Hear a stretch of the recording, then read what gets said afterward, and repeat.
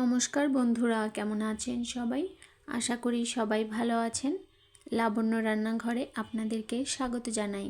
তো বন্ধুরা, আজকে আমি আপনাদেরকে চিকেন তেহারি রেসিপি শেয়ার করব। চিকেন তেহারি করার জন্য একটা মাঝারি সাইজের দেশি মোরগ নিয়েছি আর কেটে পরিষ্কার করে ধুয়ে জল ছড়িয়ে নিয়েছি। একটা ফ্রাই প্যানে পরিমাণ মতো সরিষার তেল দিয়ে পেঁয়াজ কুচি দিয়ে হালকা বাদামি করে ভেজে নিয়েছি। তারপর আমি জল ঝরিয়ে রাখা চিকেনগুলো দিয়ে দিলাম। তো চিকেন দেওয়ার পর একটু নাড়াচাড়া করে নেব। তারপর দিয়ে দেব পরিমাণ মতো আদা রসুন বাটা। তেহারি রান্নাটা আমি সরিষার তেল দিয়েই করছি, তবে আপনারা চাইলে সাদা তেলেও করতে পারেন। তবে সরিষার তেল দিয়ে তেহারি রান্না করলে তেহারির টেস্টটা কিন্তু অন্যরকম আসে।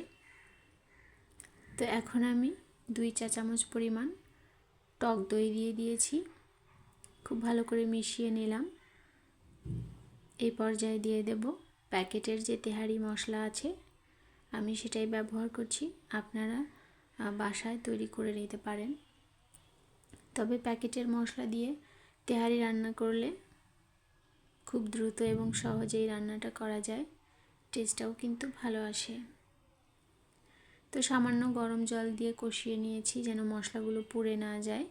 এই পর্যায়ে দিয়ে দিলাম পরিমাণ মতো লবণ। মাংস থেকে তেল ছেড়ে দিয়েছে, খুব ভালো করে কষিয়ে নিয়েছি। তো মাংসগুলো যেন ভালোভাবে সেদ্ধ হয়ে যায়, সেজন্য আমি এই পর্যায়ে সামান্য গরম জল দিয়ে দেব। তো একটু মিশিয়ে নিয়ে ঢাকা দিয়ে 10-15 মিনিট রান্না করে নেব, চুলার আঁচটা একটু মিডিয়ামে করে দিয়ে। তো মাংস সেদ্ধ হতে থাক, ততক্ষণে আমি তেহারি রান্না করার জন্য পোলাও চালটা ধুয়ে জল ঝরিয়ে রেখে দিয়েছিলাম। এখানে আমি আধা কেজি পোলাও চাল নিয়েছি। তো মাংস সেদ্ধ হয়ে গিয়েছে, এখন আমি একটা চামচের সাহায্যে মাংসগুলো তুলে নেব। মাংসগুলো তুলে নেওয়ার পরে যে মশলাটা অবশিষ্ট থাকবে, সেই মশলার মধ্যেই আমি জল ঝরিয়ে রাখা পোলাও চালগুলা দিয়ে দেব। তো চাল দেওয়ার পরে বেশ কিছু সময় এভাবে করে কষিয়ে নিলাম। চালগুলা ঝরঝরে হয়ে গিয়েছে। এই পর্যায়ে গরম জল দিয়ে দেব। আধা কেজি চালের জন্য 1 কেজি পরিমাণ গরম জল নিয়েছি, তাহলে চালগুলো খুব ভালোভাবে সেদ্ধ হয়ে যাবে। তো এখন ঢাকা দিয়ে বেশ কিছু সময় রান্না করে নিয়েছি, চুলার আঁচ মিডিয়ামে রেখে দিয়ে। আর জল শুকিয়ে গিয়েছে, এই পর্যায়ে সামান্য ঘি আর বেশ কয়েকটা কাঁচা লঙ্কা দিয়ে তারপর আমি আগে থেকে তুলে রাখা মাংসগুলো দিয়ে চারপাশে ছড়িয়ে দিলাম। তো এখন কিশমিশ দিয়ে দিলাম। তারপর কিন্তু ঢাকা দিয়ে চুলার আঁচ একদম লো করে দিয়ে প্রায় 15-20 মিনিট রেখে দেব।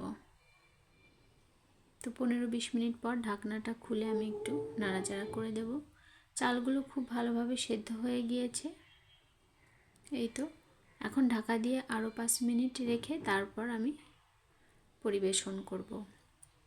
তো এভাবে প্যাকেটের মশলা দিয়ে তেহারি রান্না করলেও কিন্তু তেহারির টেস্টটা খুবই ভালো আসে। তো আপনারা এভাবে ট্রাই করতে পারেন। আজকের ভিডিওটি এখানেই শেষ করছি। পরবর্তীতে আবার নতুন ভিডিও নিয়ে আসব। সবাই ভালো থাকবেন, সুস্থ থাকবেন। আর আমার ভিডিও দেখার জন্য আপনাদেরকে অসংখ্য ধন্যবাদ।